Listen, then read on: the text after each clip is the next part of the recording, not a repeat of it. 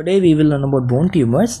There are certain things which we need to keep in mind before solving the question. First of all, the location of the tumor. Secondly, age of presentation. And third, X-ray finding. Bone tumors are broadly classified on the basis of their location as epiphyseal, metaphyseal and diaphyseal. I can help you remember this table as follows. First two tumors of metaphyseal bone tumors are cyst, simple bone cyst also known as unicameral bone cyst, and second aneurysmal bone cyst. Next two tumors are malignancy of bone and cartilage, osteosarcoma and chondrosarcoma. Next two tumors are exostosis, which is also known as osteochondroma and chondroma. Now we can remember this in a way like we know the concept of exocytosis and endocytosis of a cellular process. Removing the concept of cell, we will now incorporate exo and endo in this bone tumor, and that's how we can remember these two words, exostosis and chondroma. Finally, we have last tumor, fibrous cortical defect or non-ossifying fibroma. When we make abbreviation, we end up getting 3 letters only from both the words, so that's how we can remember. Finally, we have diaphyseal tumor. I have made the mnemonic AIMOPHO, which means A for adamantinoma, E for Ewing sarcoma, M for multiple myeloma, O for osteoid osteoma, F for fibrous dysplasia, and again O for osteochondroma. Now you can see fibrous dysplasia is different from fibrous cortical defect and non-ossifying fibroma, because when we make abbreviation we will get only 2 letters. Okay, now coming to AIMOPHO mnemonic, we can remember this again because there are so many osteoid osteoma, osteoblastoma, clastoma, chondroma, so we get confused. How we can remember? So this story that there are 3 friends, O, B and C. Now both remained best friends till their college life, but then one fine day C he betrayed both the friends and he went and joined the metaphyseal group. So both the friends O and B, they said, oh kya ho gaya? And at that point, when F letter is listened by fibrous dysplasia, he comes and joins the group, and that's how diaphyseal tumors are grouped as osteoid osteoma, fibrous dysplasia and osteoblastoma. Then you will say me that letter C can be similar to osteoclastoma also, but see, osteoclastoma has the word class, which means that osteoclastoma class is different from OBC class, and that's how you can differentiate these tumors. And now epiphyseal tumors are 2 only that you need to mug up. One is giant cell tumor, osteoclastoma, that is the favorite topic asked always in NEET exam and even in INI CET, and then chondroblastoma. Okay, so individual tumors. First I will describe the location, like with respect to which bone it is commonly involving, and secondly radiological finding. First is simple bone cyst, most common in proximal humerus. Then comes aneurysmal bone cyst, most common location femur and tibia. Radiological sign is fallen leaf sign or trapdoor sign in simple bone cyst. So simple bone cyst is a central single cavity. Whenever there is pathological fracture, a bone chip, it first of all partially hangs around the cortex, so it looks like the door is moving back and forth across the hinge. So that's why trapdoor sign. And when it finally falls off, it looks like it has fallen, a leaf has fallen due to gravity, so fallen leaf sign. Then comes aneurysmal bone cyst radiological findings, intralesional septations. There are many septae which leads to different compartment formation, and also another radiological feature, fluid within fluid sign, also known as double density fluid sign. Then comes to malignancy. Okay, so again we are going the same concept. First 2 cyst we will learn, then 2 malignancy we will learn, then exo and endo we will learn, then again we will learn about epiphyseal tumor like chondroblastoma and giant cell tumor, and finally diaphyseal tumors, which is AIMOPHO mnemonic. So now the second slide regarding malignancy, osteosarcoma and chondrosarcoma. Osteosarcoma most commonly seen in distal femur more than upper tibia, chondrosarcoma pelvis. Periosteal reaction leads to radiological signs, sunburst appearance and Codman's triangle. In chondrosarcoma, radiological appearance is popcorn calcification or punctate or comma calcification. Then exostosis, commonly seen in distal femur more than upper tibia, and in enchondroma it is most commonly seen in small bones of hands and feet. Then giant cell tumor, it is most commonly located in femur and tibia, 90% cases, but in 10% distal radius is also a location. So in this year NEET we were asked distal radius image was given, and then we were supposed to answer which tumor it is, and the answer was giant cell tumor. Then comes chondroblastoma. It is most commonly found in humerus region. X-ray finding is soap bubble appearance. This is also seen in adenoadenoma, which is the next slide, and in chondroblastoma it is chicken wire calcification. Adamantinoma, as I mentioned, soap bubble appearance, it is most commonly located in tibia. And then Ewing sarcoma, it is most commonly located in femur, and radiological sign is onion peel appearance, which is also seen in chronic osteomyelitis. Then comes multiple myeloma. It is most commonly found in vertebral and skull region. In skull region, it leads to formation of punched out lytic lesion, which is moth-eaten appearance. Now there are certain geographical lesions in the skull. It is classified as 1A, 1B, 1C, 2 and 3. 1A is well-defined sclerosis, 1B is well-defined without sclerosis, 1C is ill-defined, 2 is moth-eaten, and 3 is permeative. Examples are as follows: 1A, simple bone cyst; 1B, aneurysmal bone cyst and giant cell tumor; 1C, chondrosarcoma; 2, multiple myeloma, and 3, permeative. Osteoid osteoma most commonly located in femur and then in tibia, and we can see translucent central nidus which is surrounded by sclerosis. Then comes fibrous dysplasia, most commonly seen in upper end of the femur, and the radiological sign is Shepherd-Crook deformity and Rindt sign. Then vertebral metastasis, whenever the metastatic cells they encroach and destroy the pedicle cell, it looks as if an owl is winking. The two pedicles are the eyes of the owls, and hence winking owl sign is seen in vertebral metastasis. Then there is another condition, vertebral hemangioma, and in this we can see in transverse section dots which are called as polka dot signs, and in longitudinal section we can see it as jail bar vertical striation. Chordoma is another tumor which we need to remember. It derives from notochord via saliciferous cells. It is the second most malignant condition in spine after multiple myeloma. Management is surgical resection and radiation. Before I jump into age of presentation slide, I will discuss important points regarding the tumor, individual tumor. Simple bone cyst, I will just mention that management is curettage and bone grafting, or else we can aspirate the cyst and give steroid on sclerosant. Then aneurysmal bone cyst, it is eccentrically located, and management is curettage and embolization of the vessel which is feeding it. Then comes osteosarcoma. Osteosarcoma, it is the most common primary malignancy, non-hematogenous. Otherwise, hematogenous is multiple myeloma. Risk factor of osteosarcoma are Paget's disease, chronic osteomyelitis, fibrous dysplasia, and bone infarct. Management is chemotherapy, which includes doxorubicin, cisplatin, ifosfamide, methotrexate. You can remember the mnemonic as DCIM, which is given for 8 to 12 weeks, which is followed by surgical resection. Then there are types of osteosarcoma: intramedullary, or also known as classical, periosteal, paraosteal, pagetoid, and radiation induced. It is bimodal in representation. First age group is second decade, next age group is fifth to seventh decade. Pulmonary metastasis is the most common set of metastasis, and osteosarcoma is a malignancy which causes pneumothorax. Then comes chondrosarcoma. Chondrosarcoma, it is it has best prognosis amongst all the malignancy, and it is associated with hypercalcemia. Then come exostosis, or also known as osteochondroma.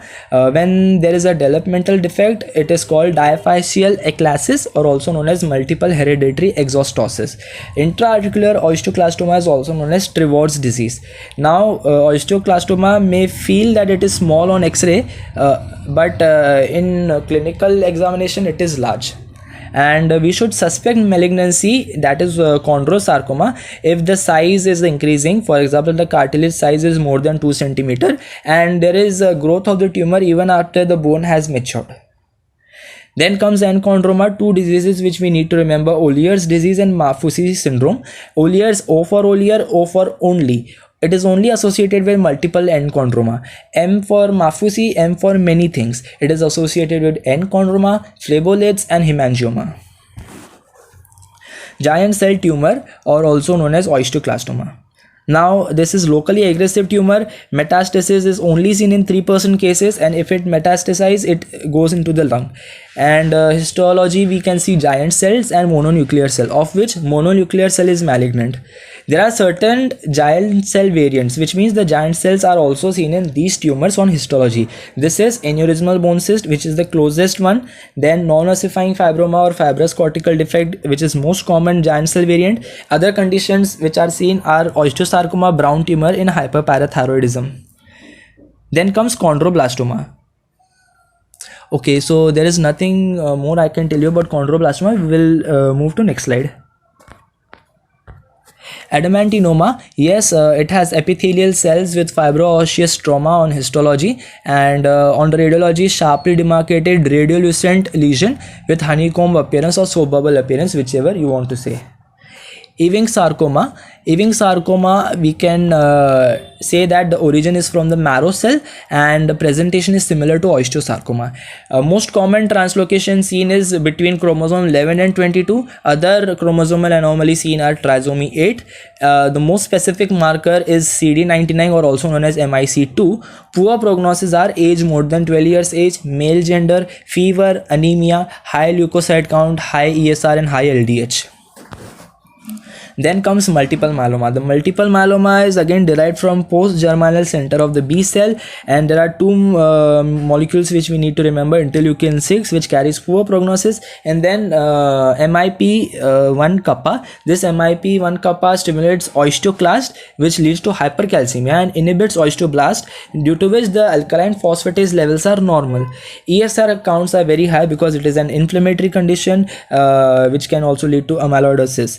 Now, clinical features: it causes bone pain, punched out lytic lesion, as I mentioned on this X-ray, and there are M proteins which are found. These M proteins are nothing but immunoglobulins, which leads to formation of roulet formation in RBC. These M proteins levels. Sorry, not M proteins level. These M proteins leads to hyperviscosity syndromes, and it is most commonly associated with IgA and Ig3 immunoglobulin. Most common cause of that is recurrent infection. Most common cytogenic change seen in multiple myeloma is deletion of chromosome 13q. Now, the malignant plasma cell on histology or electron microscopy is seen as follows. Eccentric nuclei is seen, perinuclear clearing is seen, which is due to Golgi apparatus. It is also known as HOF. Flame cells are seen due to fiery red cytoplasm due to immunoglobulin deposition, and then moth or morula cells are seen, which are grape-like clustering in the cytoplasm. Russell body are the endoplasmic reticulum seen in the cytoplasm, and Dutcher body are the nuclear inclusions. Now, CD56 and CD138 is positive in multiple myeloma, and CD19 and CD45 are negative. Most common cause of renal failure is due to light chain deposition. IgD type has highest rate of renal insufficiency. IgD, D for doll. There are kappa chains made from light chain of immunoglobulin, which are found in the blood, which on filtration in urine are called Benz-Jones proteins. These Benz-Jones proteins are more than 6 mg/%, and serum immunoglobulins are more than 3 g/%. Absence of M proteins does not rule out the diagnosis. We can confirm it via bone marrow biopsy. And then there is CRAB criteria: hypercalcemia, C for hypercalcemia, R for renal insufficiency, A for anemia, and B for bone lesion. Poor prognosis: this was the recent question asked in the NEET exam. Beta-2 microglobulin, which is more than 6 mg/dL, and high CRP and high LDH level. Then come osteoid osteoma. The nidus which we are talking is, it is a radiolucent area. It contains both osteoblastic and osteolytic cells. Now, a clinical feature: the child will come and present with night pain, which is relieved on salicylic acid. Management: radiofrequency ablation. The size of osteoid osteoma is less than 2 cm. If we learn about osteoblastoma, then the size of the tumor is more than 2 cm, and it is most commonly located in spine. Osteoid osteoma is located most commonly in femur and tibia. Then pain in osteoblastoma is dull, achy, and it is non-responsive to salicylic acid. Then there is one more thing, osteoma, which I have not mentioned in anywhere in the slide, but I want to mention right now because this tumor is associated with Gardner syndrome, and it is most commonly located in facial and skull bones. Then comes fibrous dysplasia. This is associated with one syndrome called McCune-Albright, and three P's which we need to remember. First P, polyostotic fibrous dysplasia. Then P comes pigmentation, which is cafe au lait spots, and then third comes precocious puberty. Okay, now coming with the age of presentation slide. So first of all, we need to remember this dictum that all malignancies and metastases are commonly seen in 5th to 7th decade, except Ewing sarcoma, which is seen between 5 to 25 years of age. Then again comes the story of OBC, and friendship is betrayed by C, which is osteochondroma, and then C again goes in the metaphyseal group as in the previous slide we discussed, and now specifically he goes with cyst and group with them, and this cyst is simple bone cyst and aneurysmal bone cyst, because osteochondroma did immature behavior. So I can classify that these tumors are seen between 18 to 20 years of age and less than that. Then comes again O and B friends, they are saying OFO, chondroma फिर से चला गया. Then OFO, hearing OFO, F letter, fibrous dysplasia come and he forms the group. And so these three tumors are seen in 2 to 3 decades. Then chondrosarcoma is one tumor which you need to mug up. It is seen between 3 to 5 decade, and enchondroma, which is seen between 4 to 5 decade. And then I mentioned about malignancies and metastasis in 50 to 7 decade. Then comes giant cell tumor and adamantinoma. There are two things which are common between these two tumors. One is age of presentation and another one is soap bubble appearance on radiology. This is the analogy which I have tried. I don't know if I have good sense of humor, that the green t-shirt is the first decade. Suppose he is saying that Ewing sarcoma is my love, but the second decade red t-shirt says Ewing sarcoma can be your love, but Ewing sarcoma's love is me. That is second decade. I'm sorry if I okay, so coming to one-liners, I purposely kept this slide in the later slides and not initially, so that you can first have a basic idea about different tumors. Now I can start. Most common bone tumor is metastasis, that is secondaries, and the secondaries are due to primary malignancy, and these primary malignancy most commonly are breast tumor, prostate cancer and lung cancer. In children it is neuroblastoma, which is most common primary malignancy, and most common site of these secondaries are dorsal spine. Most common primary malignancy is osteosarcoma if it is non-hematogenous. If it is hematogenous, then the answer becomes multiple myeloma. Then yeah, one thing I forgot to mention, multiple myeloma patient will be elderly and he will present with back pain, and all those radiological, then biochemical findings like hypercalcemia, normal ALPs, high ESR, those things are the catchy points to help in the diagnosis of the patient, and that's how you can answer the question. Then comes most common benign bone lesion and not the tumor. It is a lesion, and the answer becomes non-ossifying fibroma. Then comes most common benign bone tumor. Now comes tumor and not lesion, so the answer becomes osteochondroma or exostosis. And then lastly, most common true benign bone tumor. Now we know in previous slide OBC were three friends, and C was never trustworthy amongst the two, so the answer will never be osteoclastoma, and so osteoid osteoma is the answer for this. Types of metastasis, that secondaries which we learned in the previous slide, they can be osteoblastic, that is bone forming, osteolytic, that is bone breaking, and these are also the causes of pulsatile bony metastasis, and finally mixed, that it causes both bone breaking and bone formation. You can pause the slide and read it. Then comes two points: pulsatile bony tumors and polyostotic and multiple bony tumors. You can again pause the slide and read it. Then all ortho conditions are autosomal dominantly inherited, just like inborn error of metabolism, which is autosomal recessively inherited. Bone tumors are most commonly seen in male, except there are two conditions, that is fibrous dysplasia and giant cell tumor, which are more common in females. Then phosphatonin, it is a molecule released by the oncogenic tumors, and this leads to osteomalacia, that is decreased bone density, and it is a type of paraneoplastic syndrome. Then bone scan findings. Usually bone tumors, infection, infarction, they lead to hotspot formation on bone scan. Only there are two conditions exception which are cold spot. One is fibrous cortical defect, and second one, most importantly, multiple myeloma. Then there is Hennecking system for staging benign tumor and not malignant. So they are divided into latent, active and aggressive on the basis of radiological finding and how they present clinically, that is symptomatic wise. And latent example is non-ossifying fibroma, active is aneurysmal bone cyst, and aggressive is giant cell tumor or osteoclastoma.